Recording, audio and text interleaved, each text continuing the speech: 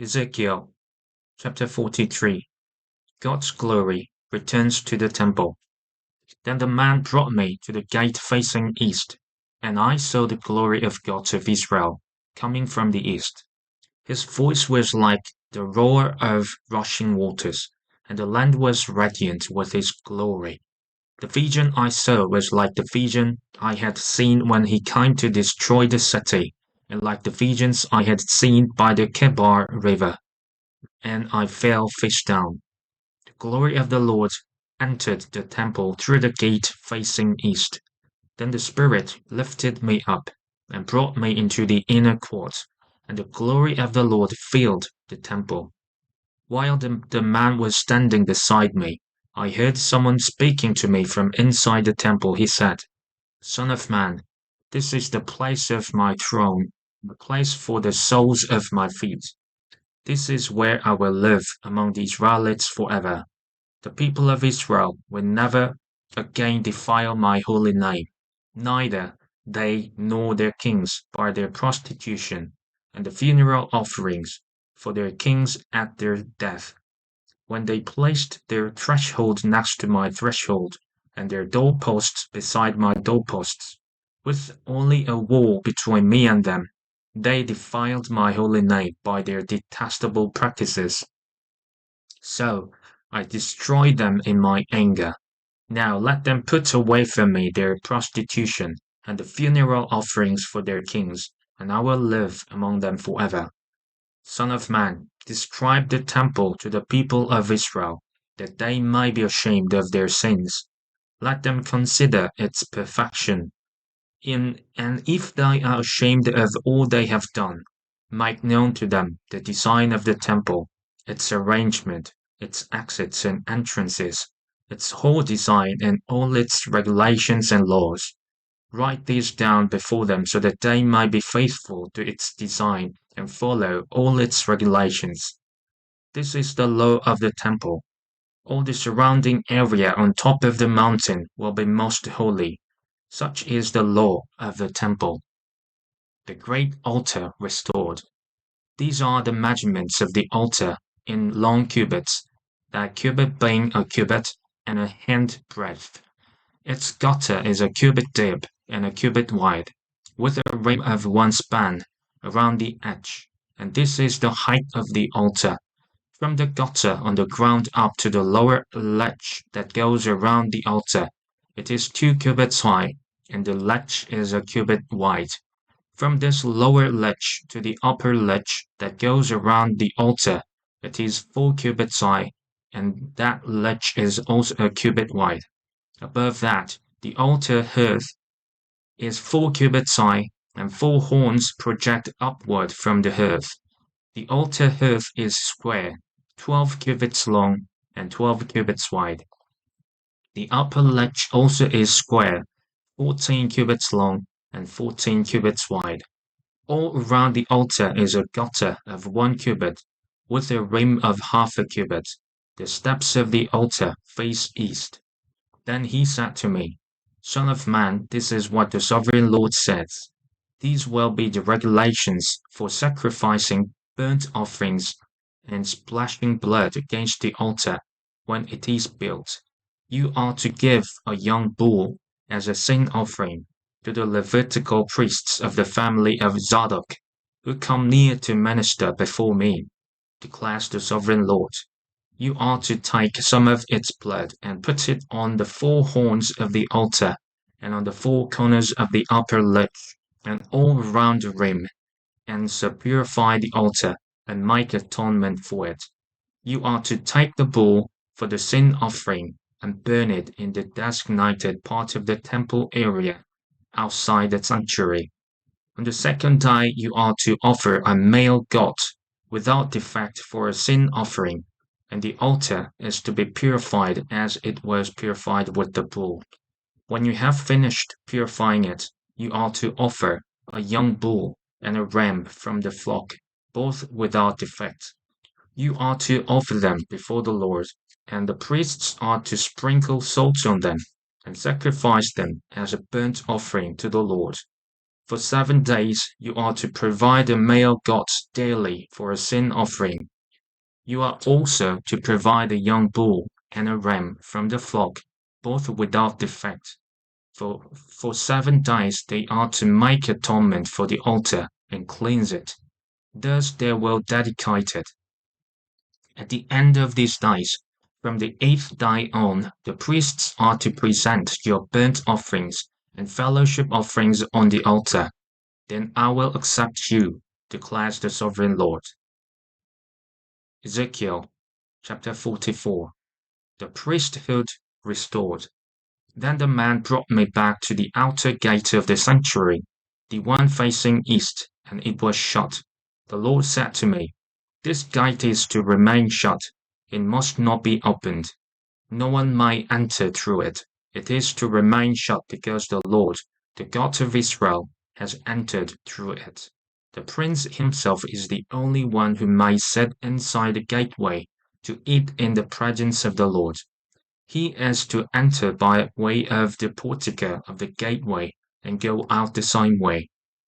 Then the man brought me by way of the north gate to the front of the temple.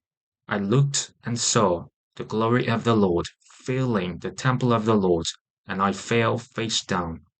The Lord said to me, "Son of man, look carefully, listen closely, and give attention to everything I tell you concerning all the regulations and instructions regarding the temple of the Lord.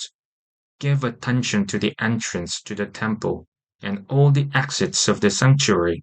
Say to rebellious Israel, 'This is what the sovereign Lord says.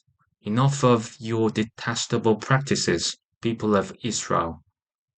In addition to all your other detestable practices, you brought foreigners uncircumcised in heart and flesh into my sanctuary, desecrating my temple, while you offered me food, fat and blood, and you broke my covenant. Instead of carrying out your duty in regard to my holy things, you put others in charge of my sanctuary. This is what the sovereign Lord says. No foreigner uncircumcised in heart and flesh is to enter my sanctuary, not even the foreigners who live among the Israelites. The Levites who went far from me when Israel went astray, and who wandered from me after their idols, must bear the consequences of their sin. They may serve in my sanctuary, having charge of the gates of the temple, and serving in it, they may slaughter the burnt offerings and sacrifice it for the people, and stand before the people and serve them. But because they served them in the presence of their idols, and made the people of Israel fall into sin, therefore I have sworn with uplifted hand that they must bear the consequences of their sin, declares the sovereign Lord. They are not to come near to serve me as priests, or come near any of my holy things or my most holy offerings. They must bear the shame of their detestable practices, and I will appoint them to guard the temple for all the work that is to be done in it. But the Levitical priests, who are descendants of Zadok, and who guarded my sanctuary when the Israelites went astray from me, are to come near to minister before me. They are to stand before me, to offer sacrifices of fat and blood, declares the sovereign Lord.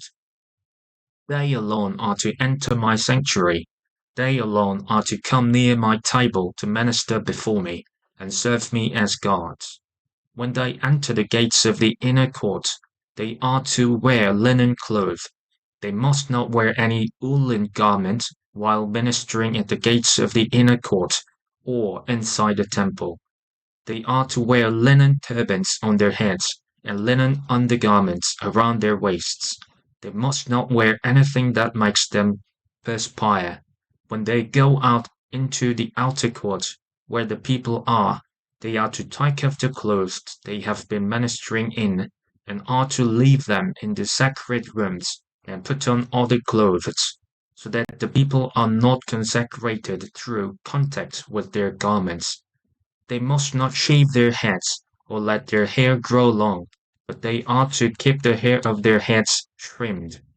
No priest is to drink wine when he enters the inner court. They must not marry widows or divorced women. They may marry only virgins of Israelite descendants or widows' priests.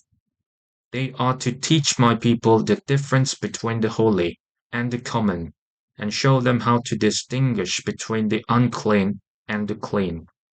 In any dispute, the priests are to serve as judges and decide it according to my ordinances. They are to keep my laws and my decrees for all my appointed festivals, and they are to keep my Sabbaths holy. A priest must not defile himself by going near a dead person. However, if the dead person was his father or mother, son or daughter, brother or unmarried sister, then he may defile himself. After he is cleansed, he must wait 7 days. On the day he goes into the inner court of the sanctuary to minister in the sanctuary, he is to offer a sin offering for himself, declares the sovereign Lord. I am to be the only inheritance the priests have. You are to give them no possession in Israel. I will be their possession. They will eat the grain offerings, the sin offerings, and the guilt offerings, and everything in Israel devoted to the Lord will belong to them. The best of all the first fruits and of all your special gifts will belong to the priests. You are to give them the first portion of your ground meal, so that a blessing may rest on your household. The priests must not eat anything, whether bird or animal, found dead or torn by wild animals. Ezekiel chapter 45. Israel fully restored. When you allot the land as an inheritance, you are to present to the Lord a portion of the land as a sacred district, 25,000 cubits long and 20,000 cubits wide. The entire area will be holy. Of this, a section 500 cubits square is to be for the sanctuary, with 50 cubits around it for open land. In the sacred district, measure off a section 25,000 cubits long and 10,000 cubits wide. In it will be the sanctuary, the most holy place. It will be the sacred portion of the land for the priests, who minister in the sanctuary and who draw near to minister before the Lord. It will be a place for their houses as well as a holy place for the sanctuary. An area 25,000 cubits long and 10,000 cubits wide will belong to the Levites, who serve in the temple, as their portion for towns to live in. You are to give the city as its property an area 5,000 cubits wide and 25,000 cubits long, adjoining the sacred portion. It will belong to all Israel. The prince will have the land bordering each side of the area, formed by the sacred district and the property of the city. It will extend westward from the west side and eastward from the east side, running lengthwise from the western to the eastern border, parallel to one of the tribal portions. This land will be his possession in Israel, and my princes will no longer oppress my people, but will allow the people of Israel to possess the land according to their tribes. This is what the sovereign Lord says. You have gone far enough, princes of Israel. Give up your violence and oppression and do what is just and right. Stop dispossessing my people, declares the sovereign Lord. You are to use accurate scales, an accurate ephah, an accurate bath. The ephah and the bath are to be the same size, the bath containing a tenth of a homer, and an ephah a tenth of a homer. The homer is to be the standard measure for both. The shekel is to consist of 20 gerahs, 20 shekels plus 25 shekels, plus 15 shekels equal 1 mina. This is the special gift you are to offer, a sixth of an ephah from each homer of wheat, and a sixth of an ephah from each homer of barley. The prescribed portion of olive oil measured by the bath is a tenth of a bath from each core, which consists of 10 baths or 1 homer, for 10 baths are equivalent to a homer. Also 1 sheep is to be taken from every flock of 200 from the well-watered pastures of Israel. These will be used for the grain offerings, burnt offerings, and fellowship offerings to make atonement for the people, declares the sovereign Lord. All the people of the land will be required to give this special offering to the prince in Israel. It will be the duty of the prince to provide the burnt offerings, grain offerings, and drink offerings at the festivals, the new moons and the Sabbaths. At all the appointed festivals of Israel, he will provide the sin offerings, grain offerings, burnt offerings, and fellowship offerings to make atonements for the Israelites. This is what the sovereign Lord says. In the first month on the first day, you are to take a young bull without defect and purify the sanctuary. The priest is to take some of the blood of the sin offering and put it on the doorposts of the temple, on the 4 corners of the upper ledge of the altar, and on the gatepost of the inner court. You ought to do the same on the 7th day of the month for anyone who sins unintentionally or through ignorance, so you ought to make atonement for the temple. In the first month, on the 14th day, you are to observe the Passover, a festival lasting 7 days, during which you shall eat bread made without yeast. On that day, the prince is to provide a bull as a sin offering for himself and for all the people of the land. Every day during the 7 days of the festival, he is to provide 7 bulls and 7 rams without defect as a burnt offering to the Lord, and a male goat for a sin offering. He is to provide as a grain offering an ephah for each bull and an ephah for each ram, along with a hin of olive oil for each ephah. During the 7 days of the festival, which begins in the 7th month on the 15th day, he is to make the same provision for sin offerings, burnt offerings, grain offerings, and oil.